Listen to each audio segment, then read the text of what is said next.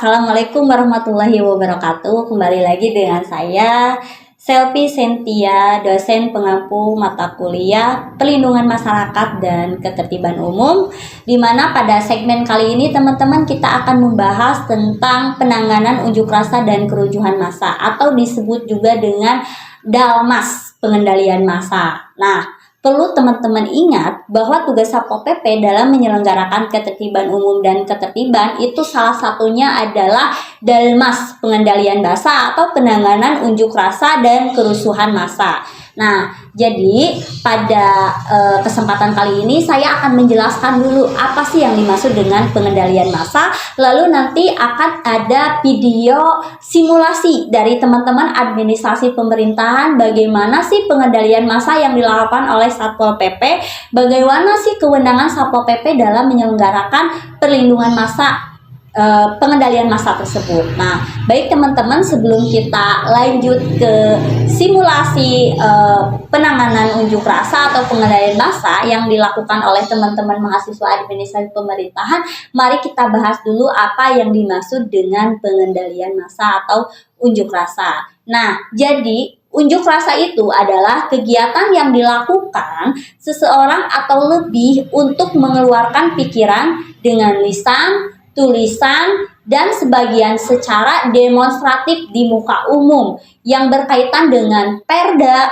perkada, kebijakan pemerintah, dan kebijakan lainnya yang terkait dengan pemerintah. Nah, jadi kerusuhan massa ini adalah situasi kacau, rusuh, dan kekacauan yang dilakukan oleh seseorang maupun kelompok massa berupa tindakan anarkis yang membahayakan keselamatan jiwa, harta, dan benda, seperti tindakan kekerasan, pengerusakan fasilitas umum, aset daerah, dan ruang ibadah sesuai dengan ketentuan peraturan perundang-undangan.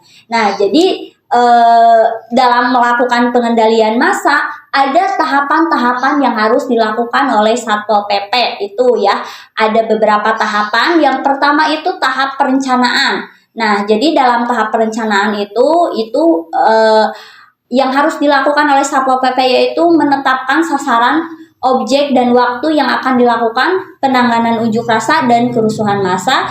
Kemudian penetapan tempat, bentuk, dan metode penanganan unjuk rasa dan kerusuhan massa. Lalu penyiapan administrasi pelaksanaan, dan melakukan koordinasi dengan perangkat daerah atau instansi dan aparat keamanan terkait. Jadi tahapan yang pertama itu adalah perencanaan. Nah, di dalam perencanaan itu harus ditetapkan segala macamnya, baik itu sasaran, objek, waktu, tempat, metode penanganan unjuk rasa, penyiapan administrasi pelaksanaan, sampai koordinasi dengan perangkat daerah. Nah, kemudian tahap selanjutnya setelah perencanaan itu ada pelaksanaan dari pengendalian massa. Yang pertama itu penanganan unjuk rasa.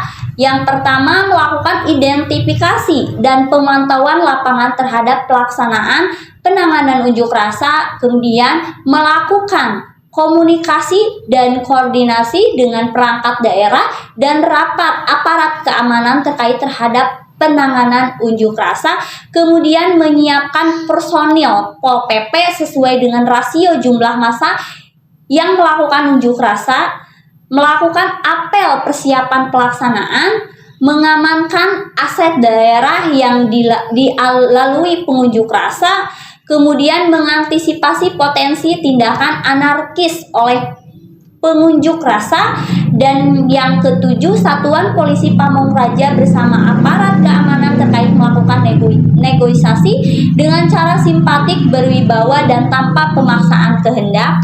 Yang kedelapan itu Satuan Polisi Pamong Praja bersama aparat keamanan terkait menindaklanjuti hasil negosiasi aksi unjuk rasa. Dan yang 9, Satuan Polisi Pamong Praja bersama aparat keamanan terkait melakukan upaya pelaksanaan aksi unjuk rasa. Nah, itu ya teman-teman dalam hal pelaksanaan penanganan unjuk rasa. Jadi dimulai dari identifikasi, pemantauan laporan, lapangan terhadap pelaksanaan penanganan unjuk rasa, kemudian melakukan komunikasi, koordinasi, serta sampai menyiapkan personil Satpol PP mau berapa yang akan diterjunkan ke lapangan dengan melihat atau menghitung rasio jumlah massa yang akan melakukan unjuk rasa. Tadi ya, setelah itu persiapan Satpol PP personil, kemudian melakukan apel persiapan dari pelaksanaan tersebut. Nah, setelah itu mengamankan aset ya, aset daerah yang akan dilalui oleh pengunjuk rasa supaya apa? Supaya nanti aset-aset daerah tersebut tidak dirusak oleh pengunjuk rasa gitu.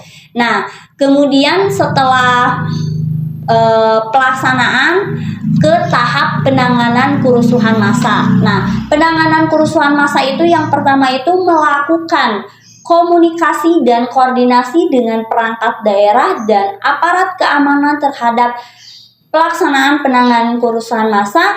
Kedua, menyiapkan bantuan personil Pol PP dan aparat keamanan terkait sesuai dengan rasio jumlah massa yang melakukan kerusuhan massa.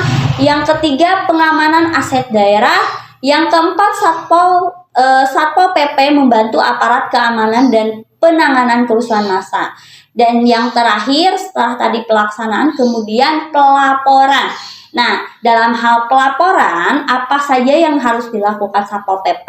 Yang pertama itu membuat laporan disertai dengan dokumen pendukung dan membuat laporan langsung secara berjenjang terhadap kejadian yang memerlukan tindakan segera. Kemudian selanjutnya ada kelengkapan. Untuk kelengkapan sarana prasarana pendukung pelaksana penanganan unjuk rasa dan kerusuhan massa disesuaikan dengan standar dan kebutuhan. Dan yang terakhir itu ada bantuan personil TNI Polri jika diperlukan. Nah, itu teman-teman terkait dengan pengendalian massa atau kerusuhan massa mulai dari pengertian ya tadi dan tahapan-tahapan yang harus dilakukan oleh Satpol PP tadi, dimulai dari perencanaan, pelaksanaan sampai dengan pelaporan. Nah, itu ya yang harus dilaksanakan oleh Satpol PP. Nah, untuk lebih jelas lagi, teman-teman, mari kita lihat video simulasi dari teman-teman kita, yaitu mahasiswa administrasi pemerintahan, di mana teman-teman mahasiswa administrasi pemerintahan itu akan mensimulasikan bagaimana penanganan atau unjuk rasa yang dilakukan oleh Satpol PP dan kewenangan Satpol PP itu dalam menangani unjuk rasa itu sampai mana. Apabila ada warga masyarakat dalam keadaan dalam unjuk rasa itu melakukan hal-hal yang anarkis ataupun membawa senjata tajam, kita harus mengetahui kewenangan Satpol PP itu sampai mana. Oke, untuk lebih jelasnya mari kita simak simulasi video kegiatan dari mahasiswa administrasi pemerintahan dalam melakukan pengendalian massa. Oke, teman-teman, kita lihat. Setelah kejadian tersebut, pihak dari masyarakat berencana merumuskan strategi upaya demonstrasi besar-besaran kepada pihak yang terlibat serta dikawal langsung oleh pihak Satuan Polisi Pamung Praja dan Kepolisian untuk menertibkan dan mengkondusifkan kegiatan demonstrasi.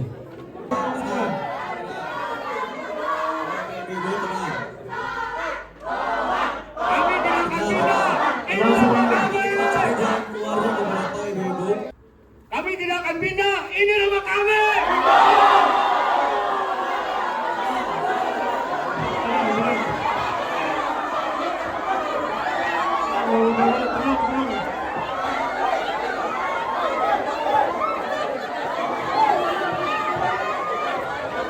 Motornya dan polisi mengkondusifkan agar tenang.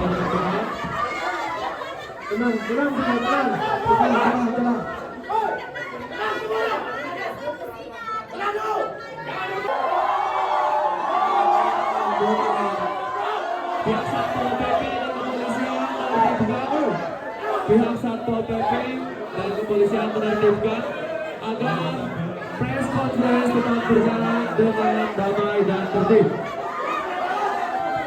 Pihak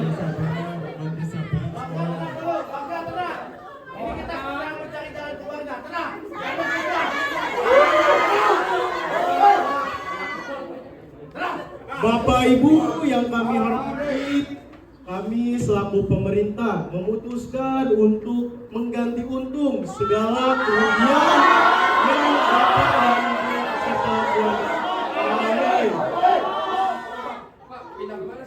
Sehingga kami memutuskan untuk membayar di depan segala bentuk kerugian yang Bapak Ibu alami, sehingga juga Bapak dan Ibu beserta keluarga masih memiliki waktu sekitar 2 minggu untuk melakukan perpindahan lokasi penggusuran. Sekian dari saya, terima kasih. Perintah pusat keluar dari ruangan dijalan oleh pihak Satpol PP dan kepolisian. Dan pihak masyarakat diperintahkan oleh Satpol PP dan tidak ada kerusuhan lagi. Tidak ada kerusuhan lagi. Tolong.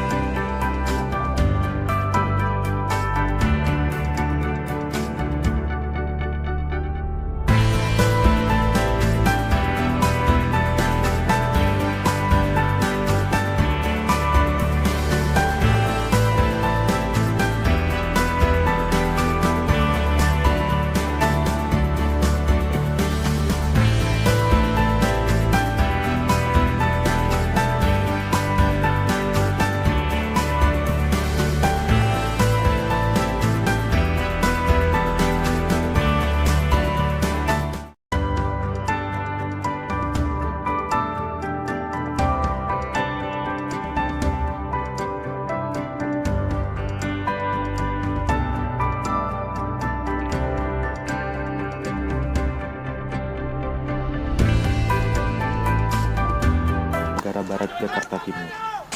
Aksi saling lempar batu dan benda-benda lain terjadi saat warga setempat menolak upaya penggusuran yang dilakukan aparat Satpol PP DKI Jakarta. Pemerintah menganggap kawasan Kampung Pulo dianggap tak lagi layak huni sehingga harus dibenahi. Saban musim hujan, kawasan yang terletak di bantaran Kali Ciliwung itu selalu dilanda banjir. Tapi warga berkukuh tak mau beranjak dari sana karena pemerintah dianggap belum memberikan ganti rugi atas propertinya. Masalahnya, pemerintahan Gubernur Basuki Cahayapurnama menilai warga tinggal di atas tanah negara, jadi tak mungkin diberikan kompensasi apapun. Kecuali bagi warga yang punya tanah dan bangunan resmi, mereka sudah ditawarkan ganti rugi. Apalagi demi pembenahan lingkungan itu, pemerintah Jakarta tak sekedar menggusur, tapi sudah menyediakan rumah susun Jatinegara Barat yang terletak tak jauh dari sana. Upaya penggusuran sempat terhambat, alat berat yang dikerahkan dibakar warga. Polisi pun menangkap 26 orang karena pembakaran itu. Di sisi lain, sebanyak 12 orang terluka, termasuk 2 anggota Satpol PP.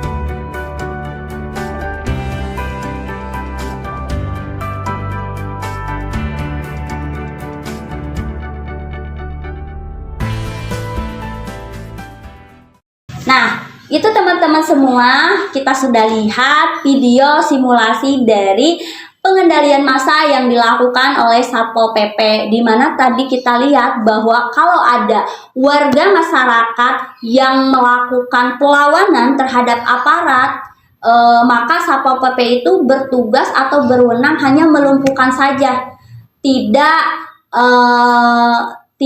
memukul ataupun melakukan tindakan-tindakan anarkis untuk melawan si masyarakat tersebut. Nah, jadi dalam hal pengendalian massa, yang harus dilakukan Satpol PP itu sangat harus sesuai dengan SOP yang berlaku. Jadi kita sebagai Satpol PP apabila kita dipercaya ya nanti sebagai Satpol PP kita itu harus tahu SOP dari pengendalian massa yang dilakukan oleh Satpol PP. Nah, baik teman-teman semua, sampai di sini dulu video pembelajaran kita kali ini tentang bagaimana pengendalian massa yang dilakukan Satpol PP dan simulasi dari kegiatan pengendalian massa tersebut. Sampai jumpa di video selanjutnya. Bye bye. Assalamualaikum warahmatullahi wabarakatuh.